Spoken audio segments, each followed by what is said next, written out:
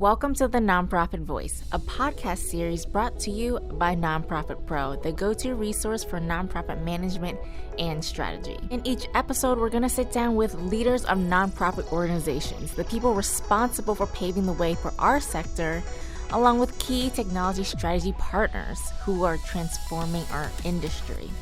Here at the NonProfit Voice, we'll have refreshing conversations in which we will all learn more about the convergence of nonprofit and technology. Be sure to follow us on social media and visit our website to find more episodes of the NonProfit Voice. And you can download all of the NonProfit Voice episodes on iTunes, Google Play, or Spotify. We will have all the links down below. Hi everyone, welcome back to the NonProfit Voice. I'm Nuti, Editor-in-Chief of NonProfit Pro, and I'll be your host for today's episode. And as always, I'm so happy that you're here with us today. So please join me in welcoming Ari Simon, Head of Social Impact and Philanthropy at Pinterest, and Paul D'Alessandro, Founder and Chairman of D'Alessandro Inc. and Editorial Advisory Board Member for NonProfit Pro. Hi guys, how are you doing today? Just great. Doing great. Thanks so much for having me. Awesome. Happy to hear it. And of course, thank you for joining me. So before we jump into today's topic, I usually get our audience more acquainted with our guests on the show. So Ari, I'll start with you. Tell us a little more about your background and how you found yourself at Pinterest. I'm happy to. So again, I'm so pleased to be joining you. I guess I should start with, I'm a new resident of San Francisco. I moved here pretty recently from Detroit, actually in the middle of the pandemic, kind of just as the world turned orange in San Francisco. So I really just nailed the timing on that. But I guess more fundamentally, I'm a Jewish kid from Iowa, and kind of that context informs my career in life. My mom was a refugee, literally bouncing between countries as a kid. My dad's an immigrant. Some of my earliest memories are of tzedakah boxes in our home. And that led to kind of a deep awareness in our family of issues of justice and opportunity and immigration, awareness of poverty, because our family had direct experience of it previously. And that kind of deep impulse towards tikkun olam, the kind of Jewish value of healing the world, was something that was inculcated in me very early in life and has informed my entire professional and personal journey. And it's kind of a winding and random journey that I'm not going to go into, but at various points in time, I worked for the Innocence Project, served as a volunteer on ambulances in the Middle East, and at a point in time, I was at a consulting firm that kind of helped foundations get started in places like Sub-Saharan Africa and the United States. And immediately before Pinterest, I was at the Kresge Foundation, where I kind of led the foundation's domestic and global grant making. And for those of you who aren't familiar, Kresge is kind of one of the lions of American philanthropy. It's been around for nearly a century. It's focused on issues of racial equity and justice and opportunity. And it was just an incredible privilege to both kind of live that work and feel it as a resident of Detroit. I should add that I also kind of helped push Kresge to kind of lean into issues of civil rights and racial equity and our democratic system of government through something we called our Opportunity Fund, which was kind of a philanthropic fund we created after 2016. So that kind of alignment of personal and professional purpose has been for me one of the great gifts of working in the sector, and is one of the reasons I came to Pinterest. And I'll talk a bit more about this later, but Pinterest has defined itself and is defined by being a positive corner of the internet, and had decided to lean heavily into kind of emotional well-being as a topic. And for me, it just felt like right issue, right time, especially as we're both in the thick of and in some cases emerging from COVID. It seemed like the kind of mental well-being crisis that the pandemic inspired, and frankly, a lot of the reckonings the last year have created, was an issue of great resonance, both personally and frankly, in my eyes, across the country and across the world. So that brought me to Pinterest, and the ability to start kind of a social impact function for the first time at the company, at a company where the alignment of kind of institutional mission and that purpose seemed deep and profound, was just an incredible life opportunity, and it's been just a joy so far. So that's me. Awesome. Thank you so much for sharing that. And, like I've told you earlier, I love what you guys are doing over there. I think it's, really important to highlight the emotional well-being, the mental health of people, and I love that you guys are really kind of bringing that to light. So Paul, you are no stranger to me or Nonprofit Pro, but maybe some of our audience members don't really know who you are. So please, can you take a few minutes to share more about yourself? Sure. Thanks, New, and thanks, Ari, for sharing that. I'm Paul Del Sandro, and I'm on the opposite coast of Ari. I'm just outside of New York City, and grew up here. But this business has taken me pretty much around the globe in every single state in the country and every province in Canada. And I started as a lawyer, and by happen chance, I wound up in fundraising with the University of Notre Dame back in the late 80s on a $350 million campaign doing major gifts, I think before we even called them major gifts. And, kind of my faith background, I grew up, led me into this. I grew up in a wealthy family. My father always was helping different charities and organizations. And I was doing some high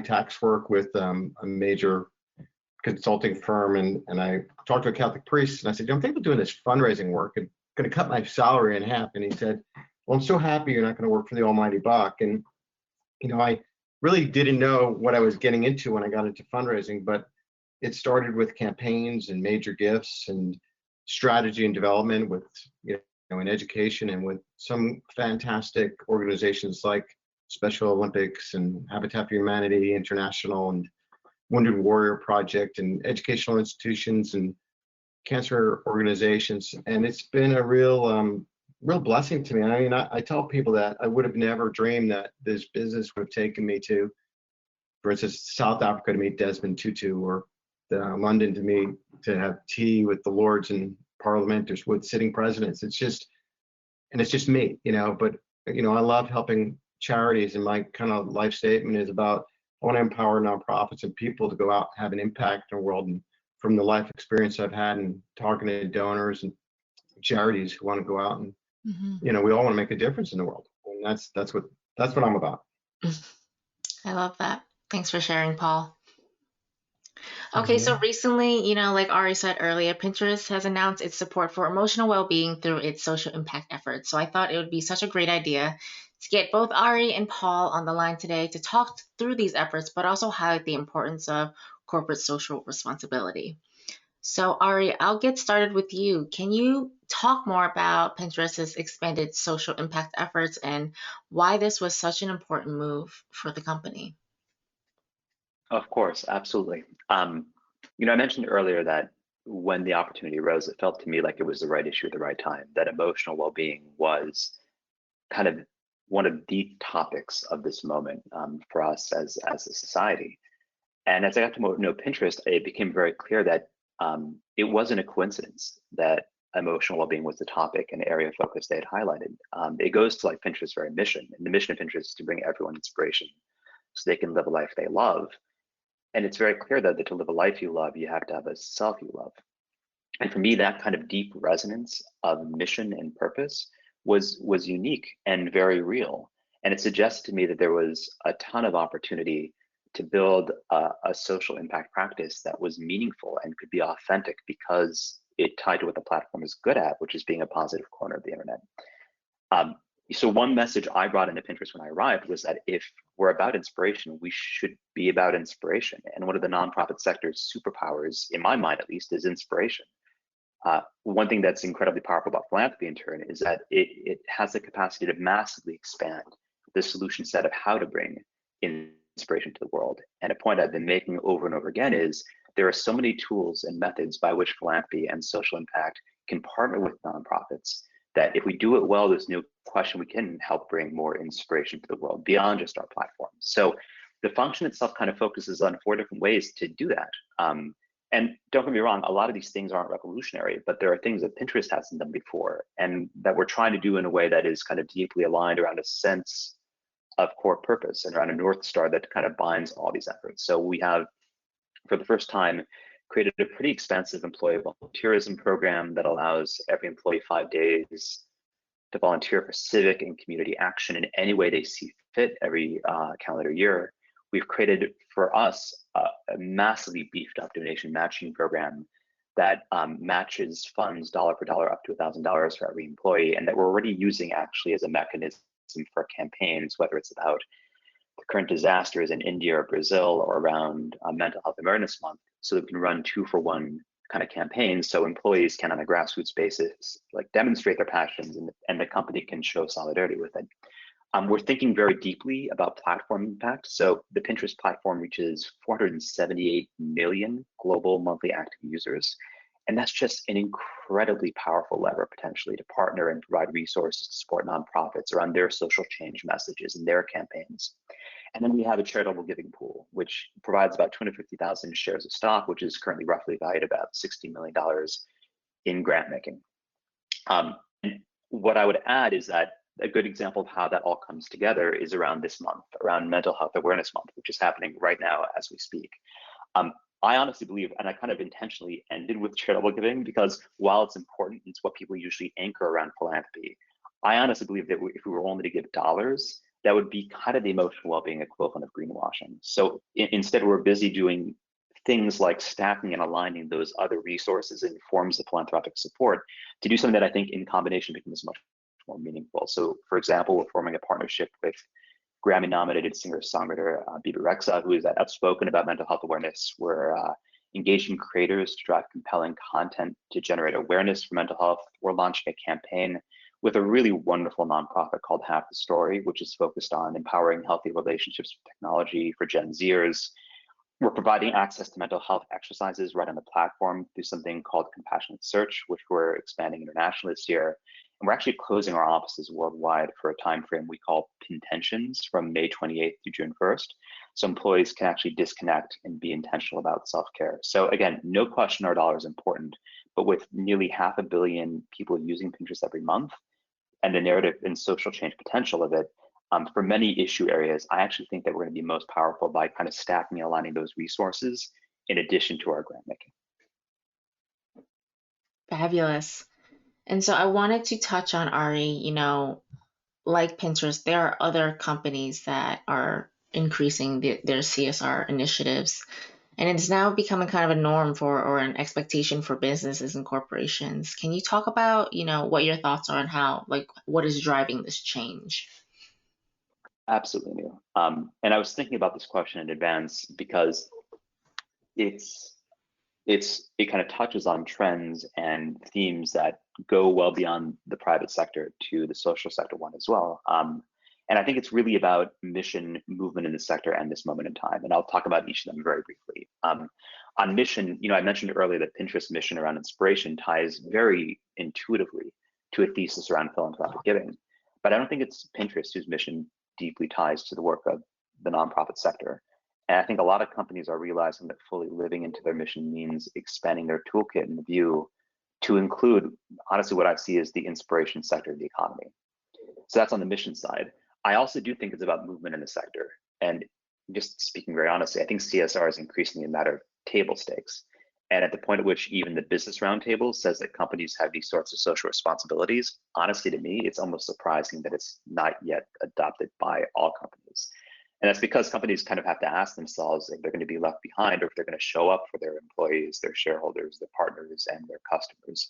And candidly, even if they don't see that in terms of a business interest, it's worth adding that policy and practice is heading the same direction, where shareholders are asking questions about what companies are doing on social and environmental issues. And organizations like SASB are creating measures that companies are increasingly being asked to account for. So I think that movement is accelerating. I think it's inevitable, and companies simply have to respond to it. And finally, I do think it's about this moment. So I think between COVID, Black Lives Matter, the presidential elections, 2020 and 2021 have kind of vividly demonstrated, honestly, issues of structural inequity and power imbalance throughout our society. And that holds no less true for the private sector than it does for the public and social sectors. I just think it's, for companies, part of our reality and our responsibility. So again, I think a lot of companies are still figuring this all out, but when you're asking about why there's traction, why more companies are moving into this space, I really do think it's the alignment of mission, movement, and this moment, which creates opportunities. Awesome. Yeah, I couldn't agree more. Paul, what are your thoughts around this? No, I agree. I like, Ari, everything you said. Companies are made up of people, and people affect change. And the people who come in, they come in now, they want to make a difference. They want to see that there's an alignment with their value set with the company that they work for. It's really not just a job anymore. It's part of their life. And so people are asking the hard questions. It's not just about making the profit, but it's about making a difference. And so I think more and more companies are taking a really hard look about, well, what are we really about, and how are we going to affect change, and what is that change that we want to make. And some is going to probably pit some companies against each other, but at the end of the day, people are going to vote with their feet and show up where they're going to apply for a job. It's like some people want to work for Pinterest and some don't. Some will want to work for Patagonia and some don't. And it's easier now, a lot easier now, to see where that alignment is. So I think that has a lot to do with it. I have this thing that I've said recently, is that a lot of people think that the world exists for them, but really we exist for the world. And once we do things for the world gives back to us. And I think that's the case when in your work and in your everyday life, it all kind of blends together. Yeah. And Paul, I mean, I'm going to keep you here for a second and talk about, on the nonprofit side, in our last leadership study, we even found that more and more nonprofits are actually seeking to partner with more businesses and corporations. So do you have any recommendations on how nonprofits can go about picking corporate partners? Yeah, and it always starts with a conversation. Typically, when we go with mostly the smaller nonprofits, the question is, we need to get some money. So we've identified, we're going to go to these companies. And usually, the companies identified are just companies that are doing well. And there's never any kind of, well, what's the alignment between you and what they do? And keeping in mind too that in terms of giving in the United States, and we tell people all this time, corporations and foundations only make up 15, maybe 20% of the giving. So a large part of the pie is individuals, right?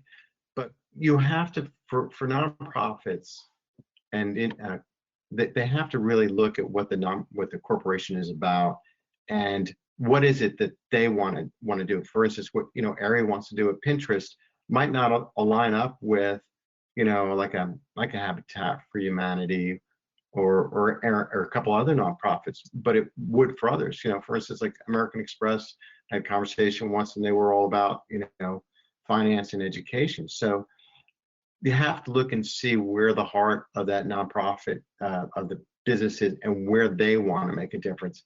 And then once you have that conversation, then you can see who makes a good alignment. But you have to go look for it. Yeah, that's a great point. I think it's important. I mean, I've talked to nonprofits about it before too. Just finding a business or a corporation that has the same interests and that its mission aligns with yours, I think is very, very important. So I'm glad you brought that up. So Ari, I want to circle back real quick, since it is, you guys work with a lot of charities and a lot of nonprofit organizations. How is Pinterest giving back to charitable organizations, and like what is its process for choosing which charities to partner with? I really like Paul's answer, because it does tie to recommendations for how to pick corporate partners.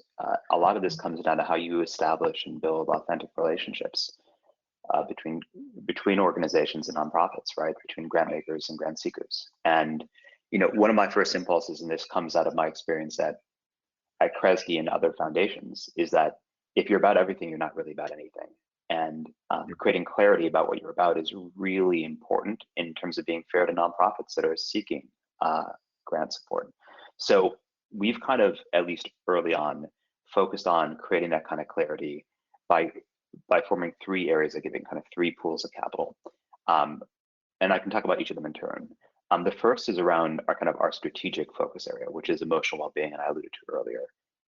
Well over half of our planned grant making in the coming year is dedicated to that topic, and we're new entrants in this space. And I just feel very deeply that when you're new to a space, you have to honestly talk to as many trusted partners as you can. You have to frame your intention to show up authentically and with humility, and do what you can to learn and make a difference simultaneously in the early years. So for us, we've kind of laid out 4 pretty basic buckets within emotional well-being of what we're supporting. The first is increasing awareness around emotional well-being so that emotional well-being and mental health is seen as of co-equal importance to physical health and physical well-being. And there I'll just mention an anecdote. We've all recently lived through kind of this moment of the COVID vaccine prioritizations. And it was just striking to me that very few, if any of them, included mental health categories as part of vaccine prioritizations. And it's just fascinating because it's not like there aren't deep comorbidities there, and there is a critical importance around mental health and its connection to the kind of the COVID crisis. So for me, that's just an example of the ways in which increasing awareness and having folks see emotional well-being as of co-equal importance is kind of very vividly demonstrated just in our experience this past year. In a very similar vein, our second area of grant making within emotional well-being is going to be around tackling racial and other inequities.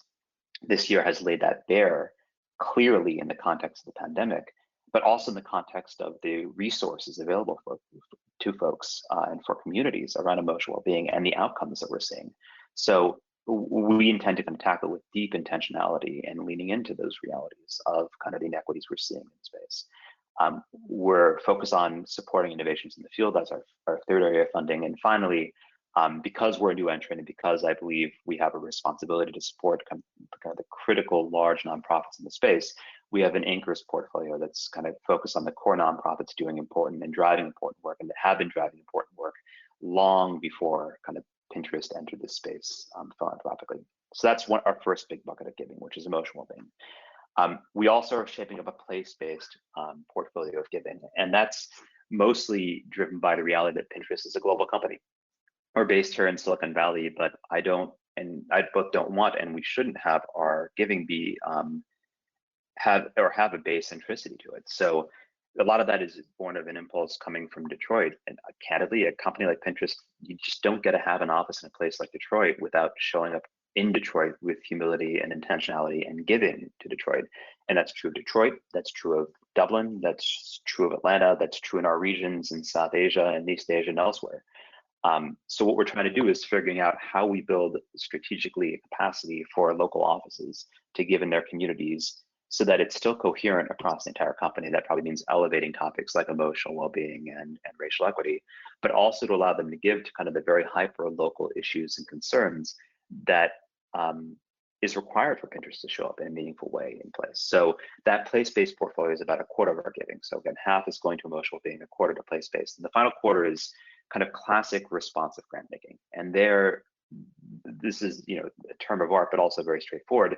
It's where we balance our head and our heart. So if emotional well-being is kind of our strategic focus area, where we're very clear about what we're funding and why, this quarter that's focused on responsive giving is about us showing up on social challenges that may not fit our buckets particularly well, but allow us to respond to crises and emergent issues, whether that's challenges to our democratic system or wildfires in California, or again, kind of the horrible manifestation of the COVID disasters happening right now as we speak in India and Brazil. And our intention is just to show up to social challenges that don't neatly fit our buckets. So all I'll add is that on many of these social issues, our dollars will be critically important, but of co-equal importance will be what I alluded to earlier, which is a platform that reaches nearly 500 million users every month. And in many ways, we're hoping to stack and align resources to support nonprofits that absolutely can use our dollars, but are also kind of doing sophisticated narrative change work. I alluded earlier to the fact that like a big part of our emotional well-being work is around raising awareness.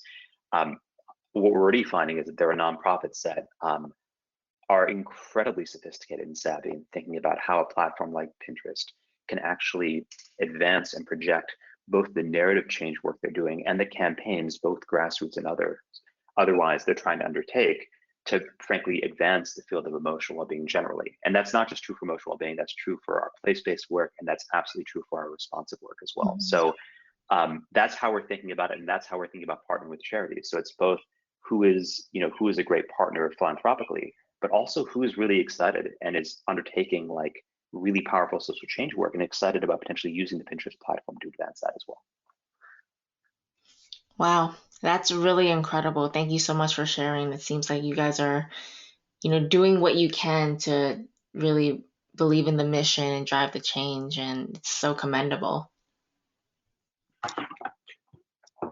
So Ari, my next question for you is, what are your thoughts on the future, like what the future of philanthropy is going to look like? I know it's a big Oh, this is question. what it is a big question. It's also one of my favorite topics, and I'm actually really curious to get your thoughts and Paul's thoughts as well. Hmm. Um, so, look, I'll start with where I think anyone who is helping to lead a philanthropic organization has to start, which is to kind of acknowledge the really powerful critiques of philanthropy that have emerged in just the past few years. And here I'm talking about works like Winners Take All and Decolonizing Wealth and Just Giving, but also kind of the broader awareness and social awareness of the role of philanthropy. And honestly, in a moment of profound inequality, what it means to have such concentration of money and power that comes with philanthropy. So in my eyes, the most innovative foundations out there are the ones who are taking those critiques seriously. And again, not that they are agreeing with everything that's being written in this moment, but they are reckoning with this moment of profound wealth inequality and awareness of structural injustice and having it fold into their work. So I'm excited about some of the innovations those critiques have driven. And their examples include the emergence of equitable evaluation as a field of inquiry and practice, the role of participatory grant making in place-based giving, and honestly, and you've seen this out of the Ford Foundation and other foundations, advancement on issues like disability rights and inclusion that honestly have historically been pretty big blind spots for philanthropy. You're, I think, seeing change inspired by these critiques also at kind of the grass tops and the grassroots levels. And I think there are kind of novel models of giving that are challenging some of the core premises of what we've even known as strategic philanthropy. So it's changing philanthropic practice as well. I think a great example is kind of the really robust evidence from universal basic income pilots and organizations like Give Directly and Give India that are honestly demonstrating the power of just direct cash transfers. And there have been amazing evaluations that suggest, surprise, surprise, that giving people money is an incredibly effective form of giving and of advancing kind of their lives and their welfare. And honestly, I think that creates pressure for strategic and traditional strategic philanthropy, because it suggests that one of the most powerful ways of making an impact is literally disaggregating and redistributing wealth. So I think we're entering a powerful moment in philanthropy where not only are new issues being tackled and issues of racial equity and justice are being elevated, but new ways of giving are emerging and becoming normalized. And I honestly am very excited about it because I think it'll make philanthropy more just and relevant. Those are just some initial thoughts. Awesome. And Paul, I think this is important for you because I know you just wrote a book on the future of fundraising, so I'm interested in getting your thoughts. Well, thank you. I think back. I was in writing this book, and it's called The Future of Fundraising. I was looking back, and I saw that in 2009, I gave a talk on the future of philanthropy at a BBCon Black Belt conference, and 5 of the 10 things I recommended was get on social media, have a strong web presence, and so it's an ever-changing thing, philanthropy and fundraising. And it's interesting to listen to Ari talk. Years back, people used to talk about specific charities, like United Way or Red Cross. But now what you hear people talking about are really big items like causes like climate change and racial injustice and things that people want to really have an impact on. And what I'm finding is that, the end result is change and impact, and how it gets done isn't necessarily needed to be done through a nonprofit. For instance, Pinterest doesn't need to go through nonprofits to affect the change that it wants to affect. It could directly, have that impact. But in my book, we talk about the things that are going to affect philanthropy and fundraising. And artificial intelligence is going to have a tremendous impact. And think about what Pinterest has at its resource for being able to do, identify those people who may be interested in giving to a specific cause. And the same thing you have going on with blockchain philanthropy and getting money directly to people, and you don't have some of the fees that get taken out as it goes across international borders. But there's a lot of things that are happening that donors are doing, whether it's a corporation or whether it's a donor, where they're going to affect change, and it doesn't necessarily have to be done through a nonprofit. maybe some people don't want to hear this, but it's kind of what is the adaptation that needs to be made so that we're in alignment with a corporation and a donor to help facilitate the change that needs to happen. And I think that technologies has a tremendous impact. And then you look at the subscription model, you know, I know like Spotify has what, 160 million people subscribing at $10 a month. There's going to be a lot of nonprofits and other organizations looking at, well, if we just get people at $10 a month, we can really have tremendous impact. So those are just some thoughts that I have in this. It's going to continue to be amazing to see what happens in the coming years ahead of us. Yeah, I think we're in a really interesting place and time for nonprofits and for philanthropy. And I'm interested in seeing how the technology continues to develop. And I agree, Paul, the subscription-based model is something that a lot of nonprofits are putting more focus on. They're trying to expand their monthly giving programs because that kind of builds donor loyalty and just like connection to the cause. So I think that's really important for nonprofits to understand. But we've talked about a lot today. And, I always pose this question to our guests that come through, and it's typically kind of hard because it's hard to choose one thing. But Paul, I'll get started with you. If there's a piece of advice that you could give nonprofits from everything that we've talked about today, what would it be?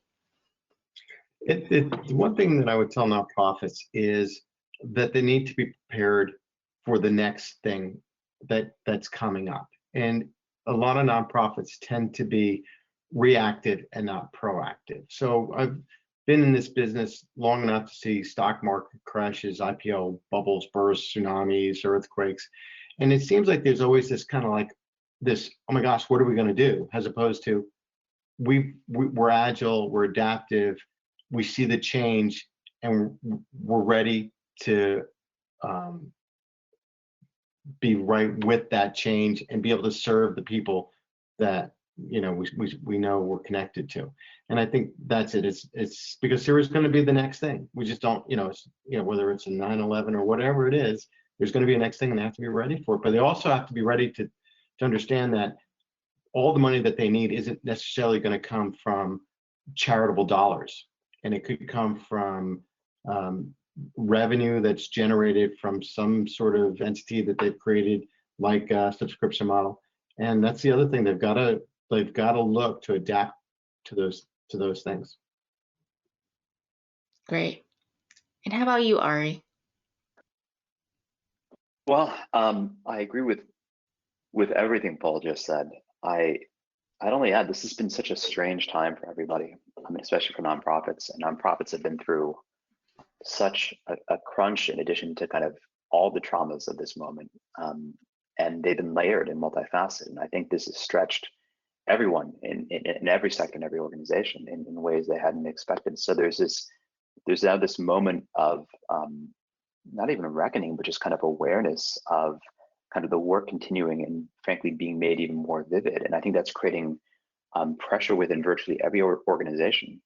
And that's real. And that's a huge part of kind of why we're thinking about emotional well-being as something that, for us at least, is both a kind of a philanthropic focus and an organizational one. I know that it's something that a lot of organizations are reckoning with. When it comes to advice, the first, the basic reality I'd say is like, it's just creating that time and space to the extent it's possible is incredibly difficult, especially for direct service organizations. And one thing I hope we can do is, both in our direct partnerships and through resources of Pinterest, like help support nonprofits who are day in and day out just grinding and doing incredible work.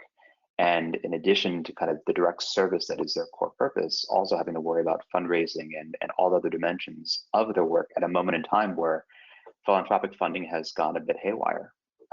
And you've seen the federal government step up, you've seen different foundations step up, but it's become a complex environment for operations. So, if nothing else, I would just say, like, I've been astonished and so inspired by the work of so many nonprofits who have not just persevered, but thrived and showed up in incredible ways over the course of last year, despite kind of the most incredible barriers to doing so.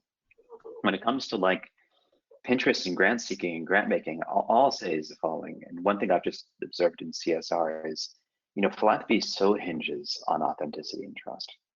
And for us, for me personally, it's a matter of great anxiety. Like, how do we show up in a way that allows us to really walk our talk, whether it's about emotional well-being or otherwise? And philanthropy is a huge part of that. But some of this gets to who and what Pinterest is and what's core to our identity. And I think that's true for other companies as well. And honestly, some of the most compelling conversations I've had so far with nonprofits are the ones who are like not just excited about establishing like a funding relationship, but are thinking really tactically about how Pinterest can be useful for them, or if Pinterest can be useful for them in the social change ventures that they're taking, in the messaging campaigns or the fundraising campaigns they're going through, and are thinking really deeply about how they show up both online and show up with voice and with impact across multiple different venues. And kind of understanding where both foundations are coming from, where they have anxieties and where they have authenticity, I think is just really important to building like longer term ongoing trust-based relationships. And I think that's an imperative for us in CSR, no less than it is an imperative for the foundation sector, the private foundation sector. So I guess it'd mostly be kind of spending that time to the extent it's possible and effort and understanding kind of where companies are coming from and where they can actually operate authentically versus inauthentically, and striving to create relationships with them that not just understanding where they're coming from, but actually like taking the liberty to think about the ways in which companies and foundations and otherwise can support them beyond just dollars.